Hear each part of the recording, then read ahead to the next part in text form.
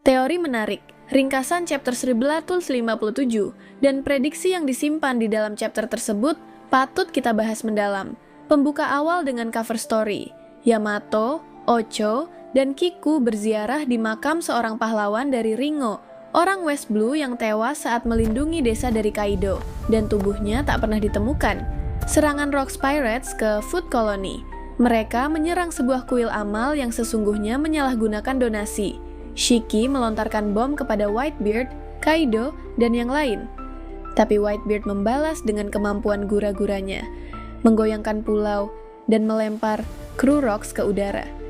Ia mencurigai adanya pengkhianat dalam kru karena kemunculan mendadak angkatan laut.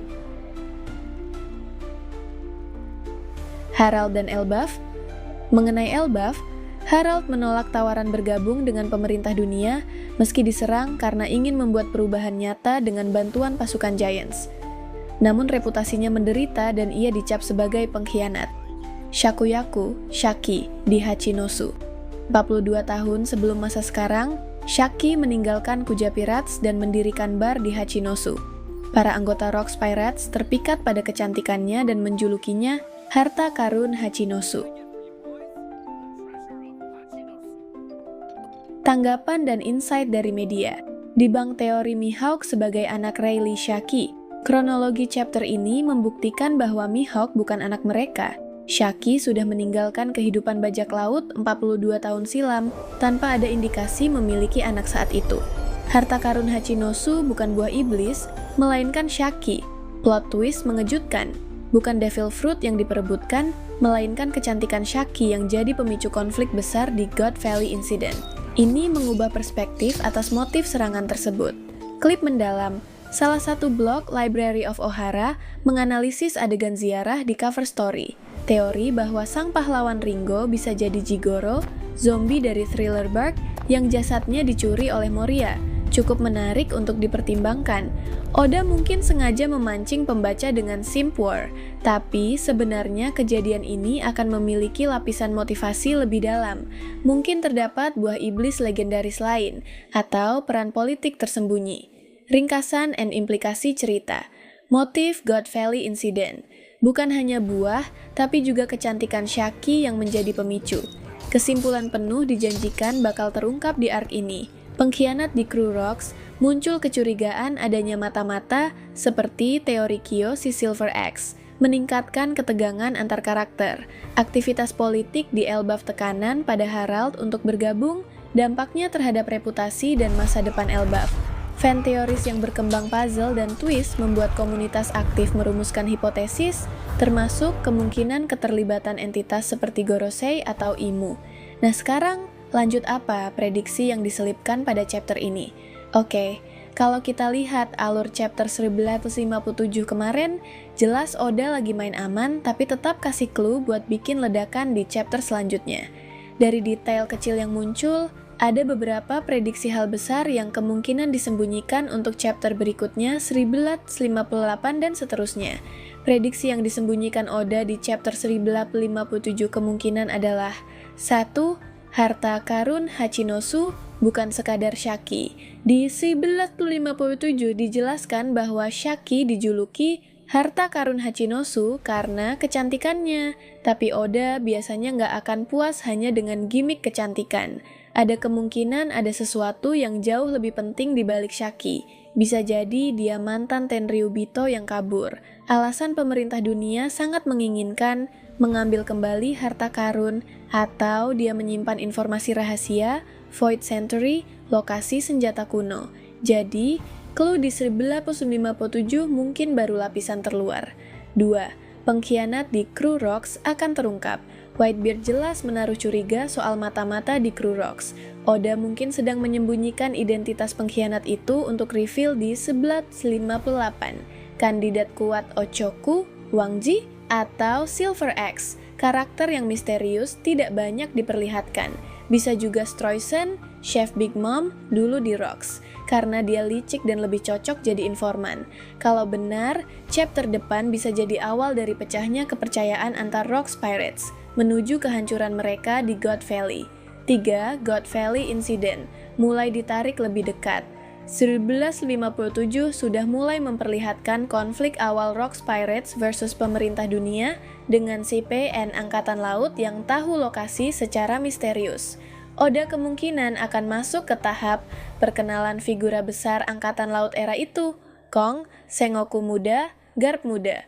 Mungkin juga teaser pertama tentang Imu atau Gorosei ikut mengatur jalannya insiden. Jadi, chapter 1958 bisa jadi jembatan langsung menuju flashback God Valley yang lebih detail. 4.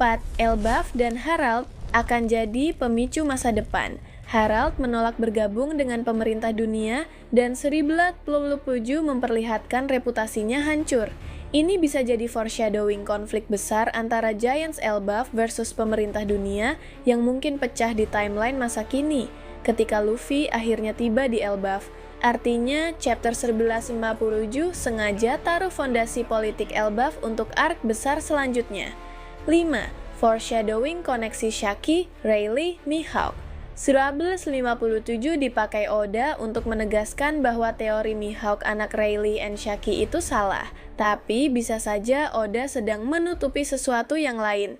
Misalnya, Shaki punya koneksi dengan Rocks atau Gorosei. Atau dia pegang rahasia besar tentang Roger. Kenapa kemudian memilih Rayleigh bukan Rocks? Kesimpulan prediksi, chapter 1957 sebetulnya masih tenang sebelum badai, tapi menyimpan clue yaitu 1.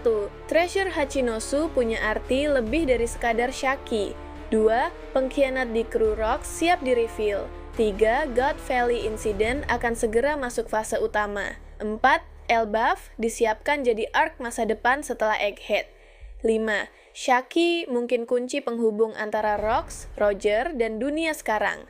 Chapter 1957 terasa seperti langkah tenang sebelum badai besar. Dari sekadar ziarah kecil di sampul cerita, kita digiring menuju panggung politik Elbaf, intrik pengkhianatan di kru Rocks, sampai rahasia mengejutkan tentang harta karun Hachinosu yang ternyata bukan sekadar benda mati. Semua potongan puzzle ini hanyalah bayangan awal dari tragedi God Valley Incident, peristiwa yang akan mengubah sejarah dunia One Piece selamanya. Apakah pengkhianat di antara Rocks akan segera terungkap? Apakah Shaki benar-benar kunci utama yang diperebutkan pemerintah dunia? Dan bagaimana semua ini akan menghubungkan masa lalu dengan masa kini, terutama perjalanan Luffy menuju Elbaf? Satu hal pasti, chapter berikutnya akan membuka tabir kegelapan yang sudah 40 tahun disembunyikan dunia. Demikian yang bisa saya sampaikan, semoga dapat menjadi penghibur rasa penasaran di hati fans. Terima kasih. Jauh menembus lautan, bendera merah putih di depan. Bersama Jolly Roger berkibar, kita tempuh ombak yang besar. Merah berani, putih suci, janji setia sampai mati. Bersatu dalam satu layar, petualangan takkan pudar. Hey, bendera kita berkibar, One Piece dan Indonesia bersama kita tegar. Hey, takkan pernah menyerah, dan duduk membara sampai ke samudra. Goyang ombak, goyang layar, musik berdentum bikin gembar. Merah putih, Jolly Roger berkibar di bawah langit yang lebar. Hey, bendera kita berkibar, One Piece dan Indonesia bersama kita tegar. Hey, takkan pernah menyerah, dan duduk membara sampai ke samudra. Merah ombak, goyang layar, musik berdentum bikin gembar. Merah putih, Jolly Roger berkibar di bawah langit yang lebar. Hey, bendera kita berkibar, One Piece dan Indonesia bersama kita tegar. Hey, takkan pernah menyerah, dan duduk membara sampai ke samudra.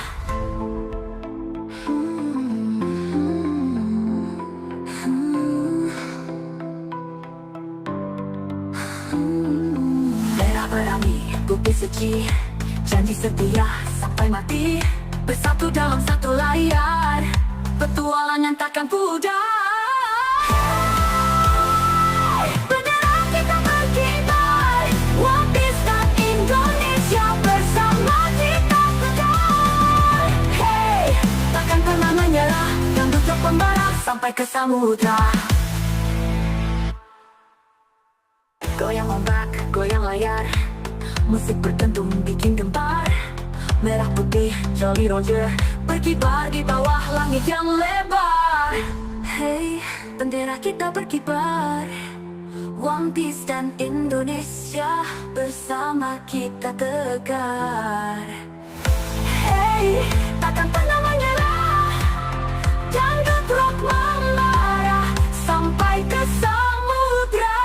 Goyang ombak, goyang layar, musik berdentum bikin gempar. Merah putih, Jolly Roger berkibar di bawah langit yang lebar. Hey, takkan pernah menyerah, dangdut rock membara sampai ke samudra.